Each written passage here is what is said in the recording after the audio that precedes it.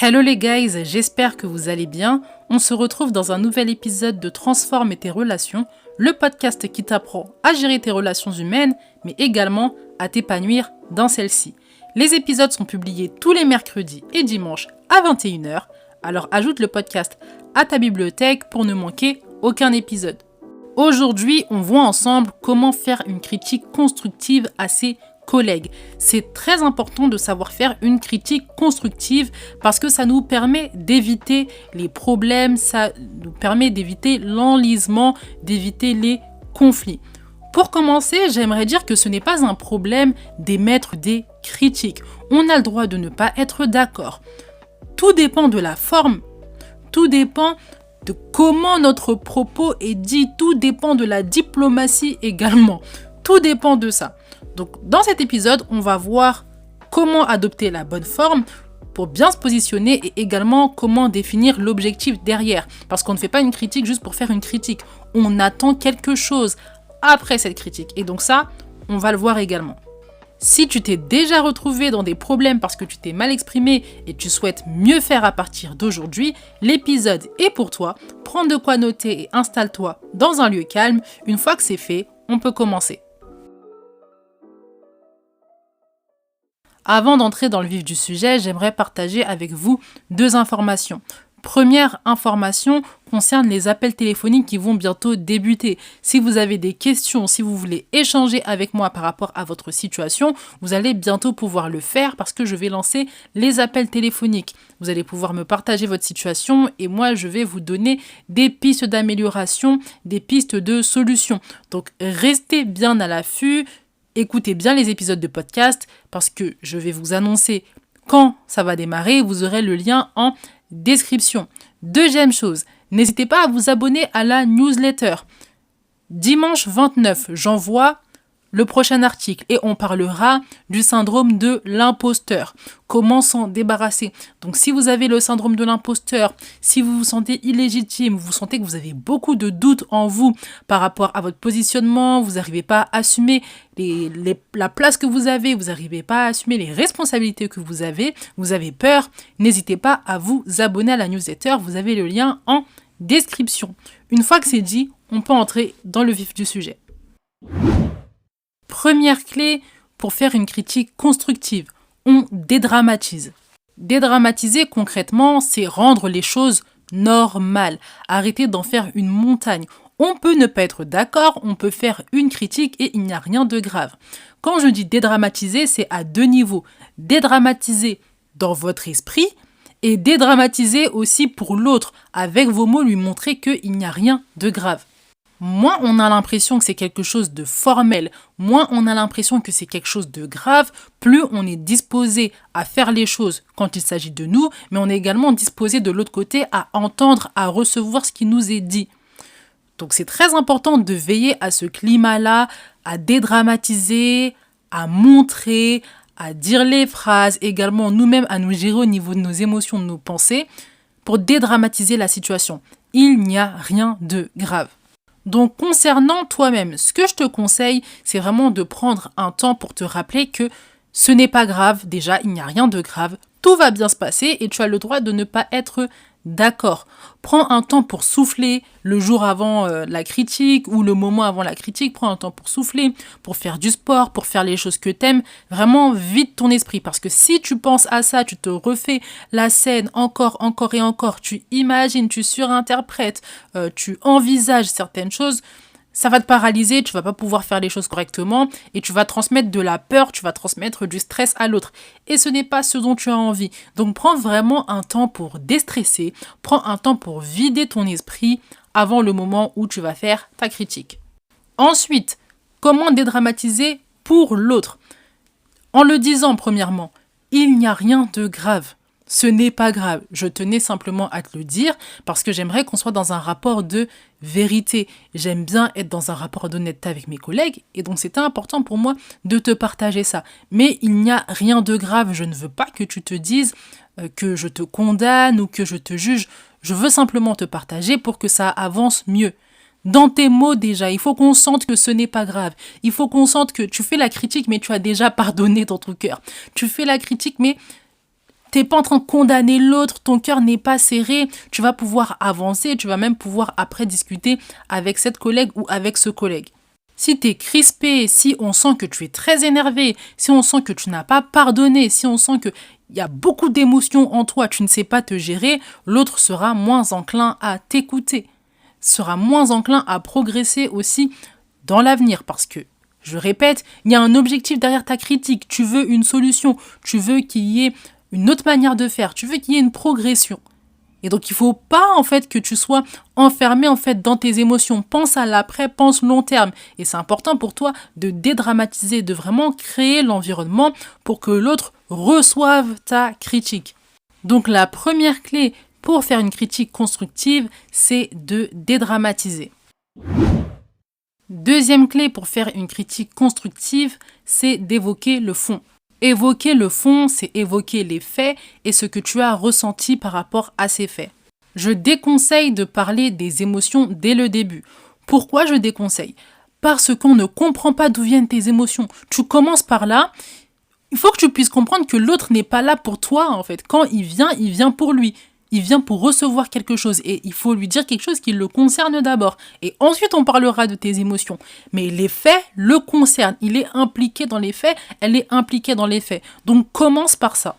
Concrètement, quelles sont les actions, quels sont les mots, quelles sont les phrases, quels sont les gestes qui t'ont blessé, qui ont fait monter en toi un sentiment d'injustice, qui t'ont fait te sentir humilié. Quels sont ces faits-là ? Est-ce que tu peux les dater ?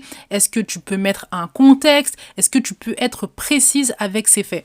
Plus tu vas être clair, plus tu vas apporter de détails, plus tu vas être précis, plus tu vas te sentir légitime, plus ce sera concret également. On va comprendre de quoi on parle et on ne pourra pas faire semblant que ça n'a pas existé. Ça a existé parce que regarde, je suis précis, je suis précise avec les informations que je te donne. Et c'est pour ça que je parle souvent de préparation. S'il vous plaît, vous allez faire une critique, préparez-vous. N'y allez pas comme ça avec vos émotions sans y avoir réfléchi au préalable. Vous allez dire n'importe quoi. Et même si vous êtes doué dans le relationnel, ça fait des années que vous faites ça, s'il vous plaît, préparez. Préparez. Je vous dis aussi de préparer parce que l'autre va aussi interagir. L'autre va aussi vous poser des questions. L'autre va essayer de vous déstabiliser. Si vous n'êtes pas fort sur vos appuis, si vous n'avez pas préparé, vous allez vous sentir ridicule. Et avec un vieil argument ou avec un regard, on va vous déstabiliser, vous allez perdre vos moyens.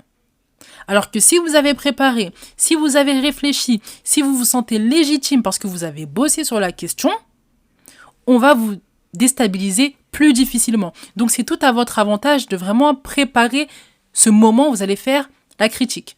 Maintenant que vous avez évoqué les faits, parlez maintenant de ce que vous avez ressenti.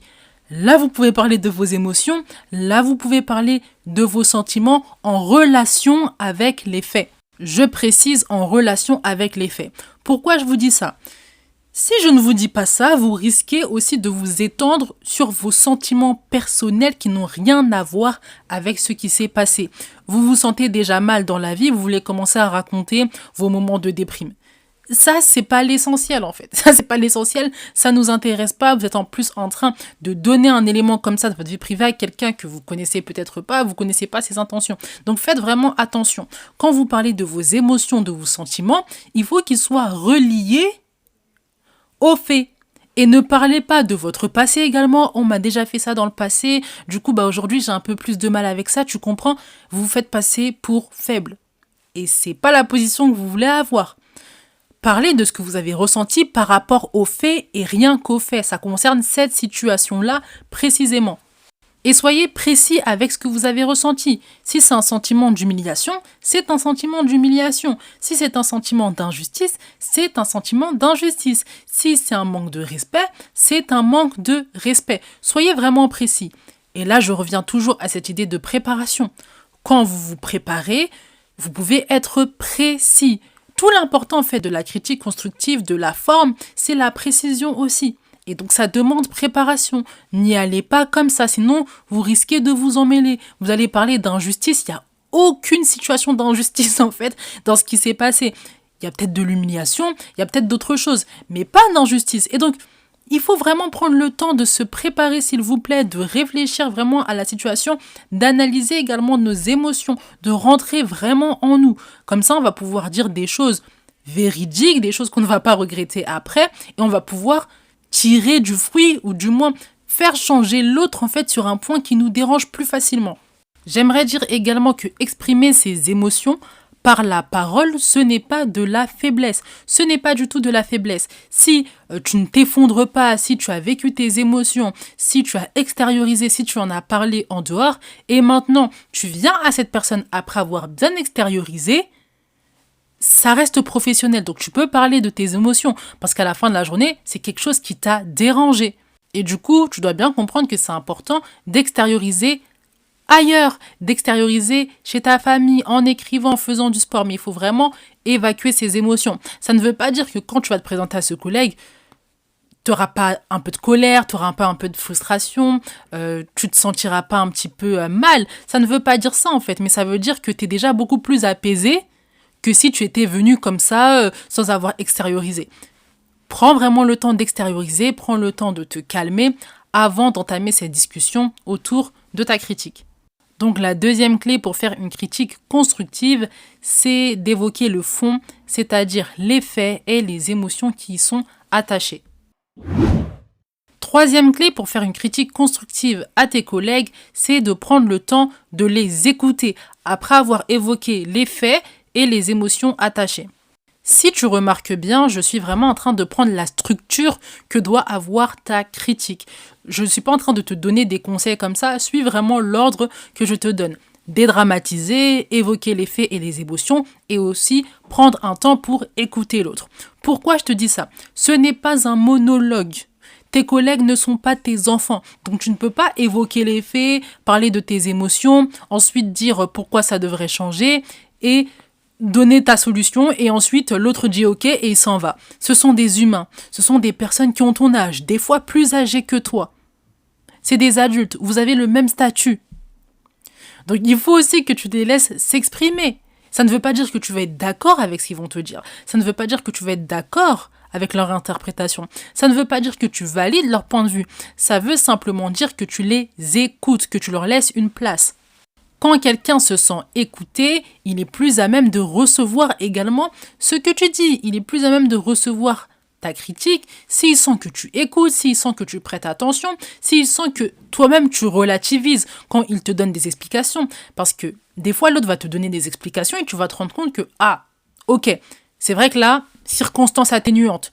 Si tu prends en compte ce qu'on te dit, ou si tu exprimes ton désaccord avec une diplomatie, si tu montres de la sympathie, entre guillemets, même si tu n'es pas d'accord, on va être plus enclin aussi à écouter ton point de vue, on va être plus enclin à changer les choses.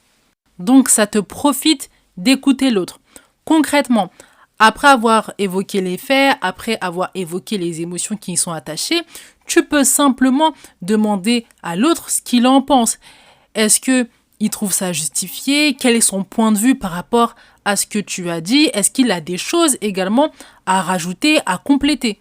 Et veille vraiment à ce que ton langage corporel, à ce que tes mots, à ce que ton regard montre que tu es disponible pour écouter. Il ne s'agit pas d'utiliser un ton paternaliste, d'utiliser un ton même maternel, d'utiliser un ton condescendant. Fais vraiment attention à ça. L'autre doit se sentir vraiment écouté. Il doit sentir que là, ok, je peux m'exprimer et on ne va pas en venir au conflit. On pourra discuter. Quand l'autre s'exprime, tu as un droit de réponse aussi. Si tu es d'accord ou si tu te rends compte que tu peux relativiser, exprime-le, verbalise-le. Si tu n'es pas d'accord, verbalise-le aussi. Dis-le, il n'y a pas de souci en fait. Tant que c'est fait avec diplomatie, tant que c'est fait avec agréabilité, tout va bien. J'aimerais te dire également, ne te sens pas frustré si l'autre oppose un refus directement.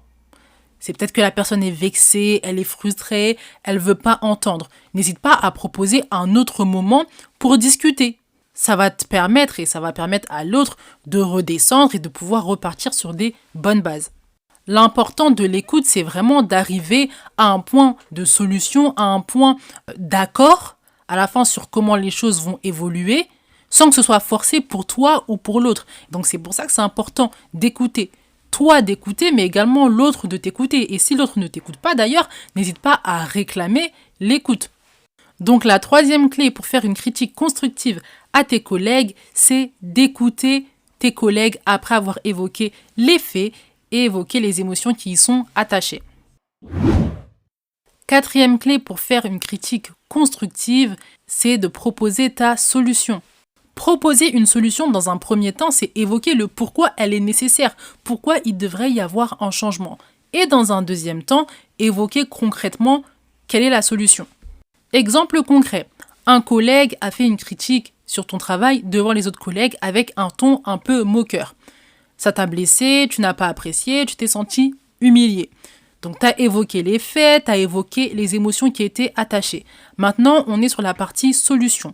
Pourquoi ça devrait changer dans un premier temps? Ça devrait changer parce que déjà, toi, tu ne fais pas ça. Deuxièmement, pour qu'il y ait plus de confiance et pour que ces critiques portent du fruit, ce serait mieux que ça change. Également pour que la relation sur le long terme se passe bien. Parce que si tu te sens mal, toi, tu n'as pas envie en fait de collaborer avec les gens. Donc, tu reparles un petit peu de tes émotions, mais là, tu les lies à la solution que tu vas aborder. Ensuite, la solution que tu proposes, c'est de te faire des critiques en privé. T'as pas de souci à ce qu'on te fasse des critiques, t'as pas de souci à ce qu'on te reproche quelque chose, t'as pas de souci à ce que les gens viennent te dire des choses pour que tu t'améliores, simplement que ce soit fait en privé. T'estimes qu'il y a plus de considération comme ça, t'estimes qu'il y a plus de confiance également, et ça te met dans une meilleure position. Donc avec cet exemple, tu vois bien les deux étapes. Première étape, pourquoi ça devrait changer. Deuxième étape, la solution que tu évoques. Quand tu proposes ta solution, garde en tête que l'autre, ça doit le profiter aussi. Là, tu vois bien que tu n'es pas en train de dire aux collègues « Non, mais dans tous les cas, ne me critique pas, j'aime pas, je préfère que ce soit le supérieur qui critique. » Tu lui montres que la critique, c'est pas un problème. S'il veut critiquer ton travail, s'il a quelque chose à te dire, tu es ouverte pour l'écouter, tu es ouvert pour l'écouter. Simplement que ce soit fait en privé. Et donc là, on est déjà sur une forme de compromis un petit peu. Tu as compris que lui, il avait besoin d'exprimer une critique et c'est légitime à la fin de la journée, mais toi, tu n'aimes pas la forme que ça a pris. Tu n'aimes pas l'environnement dans lequel cette critique s'est produite. Et je sais que là, avec toutes les stratégies que je te donne, tu te dis, mais tu vas devoir beaucoup mettre de l'eau dans ton vin alors que tu as raison, alors que tu es légitime. Tu mets beaucoup d'eau dans ton vin, pas parce que tu veux te montrer faible, pas parce que tu dois montrer à l'autre qu'il a un petit peu raison, c'est pas pour ça, c'est juste pour que ça porte du fruit. Quand tu sais mettre de l'eau dans ton vin, la solution, le changement, le fruit va être meilleur dans tous les cas. Donc c'est pour ça en fait que tu mets de l'eau dans ton vin, que tu es diplomate, que tu fais attention à tes mots, que tu fais attention à vraiment prêter l'écoute également. Donc la quatrième clé pour faire une critique constructive à tes collègues, c'est de proposer une solution. Et enfin, cinquième clé pour faire une critique constructive à tes collègues, c'est de laisser l'autre s'exprimer sur la solution que tu as proposée. À nouveau, je répète, ce n'est pas un monologue. L'autre a le droit à son temps de parole. Donc, tu as laissé un temps de parole après avoir évoqué le fond. Maintenant, laisse un temps de parole après avoir proposé ta solution. Qu'est-ce que l'autre en pense ? Est-ce qu'il pense qu'il y a meilleure manière de faire ? Est-ce que ça lui convient également ? Laisse l'autre s'exprimer. Ça ne veut pas dire que tu vas être d'accord sur tout, ça ne veut pas dire que tu vas valider, que tu vas comprendre parfaitement ce que l'autre dit. Le plus important, c'est que l'autre se sente écouté à la fin de la journée. Et s'il y a des accords, c'est pas grave, vous remettez à la prochaine fois. Ok, si tu veux, on en parlera une prochaine fois. L'important, c'était qu'on en discute, mais visiblement, on n'arrive pas à trouver un accord. On se laisse un temps et on se reparlera une prochaine fois. On remettra ça. On discutera et on trouvera in fine une solution. Et si ta collègue ou ton collègue valide ta solution, n'hésite pas à le remercier ou la remercier et également lui dire si tu as des critiques à me faire également, si tu as des reproches ou autres, n'hésite pas à venir me voir. J'aime vraiment ce climat de vérité. Donc, sens-toi à l'aise pour le faire. Et là, on sent vraiment que la situation est apaisée. Tu as commencé avec du positif, tu as dédramatisé. Tu termines également avec du positif en dédramatisant la situation, en créant un environnement favorable pour les prochains échanges. Donc la cinquième clé pour faire une critique constructive à tes collègues, c'est de les laisser s'exprimer sur la solution que tu as proposée. L'épisode touche à sa fin, j'espère qu'il t'a plu. On a vu ensemble 5 clés pour faire une critique constructive à ses collègues. Je te conseille vraiment de suivre le guide que je t'ai donné, de suivre les conseils, les clés dans cet ordre-là. Également, fais un écrit, prépare-toi et n'oublie pas de déstresser, d'extérioriser, de vraiment évacuer pour pouvoir faire cette critique dans le meilleur état d'esprit possible. Si l'épisode t'a aidé, je t'invite à le partager à ton entourage et également à mettre les étoiles. N'oublie pas que tu peux me rejoindre sur TikTok et également t'inscrire à la newsletter avec le lien en description. En attendant, médite bien cet épisode. On se retrouve dans le prochain. Prends soin de toi. Bye!